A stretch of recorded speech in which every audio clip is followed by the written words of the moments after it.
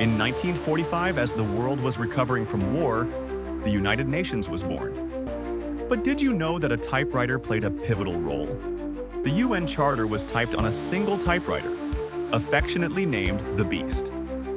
This machine was the only one trusted to handle the task, as it was the only one capable of producing the required 5 carbon copies at once.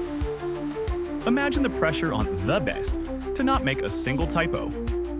It's a quirky reminder of how technology, even a humble typewriter, can shape history.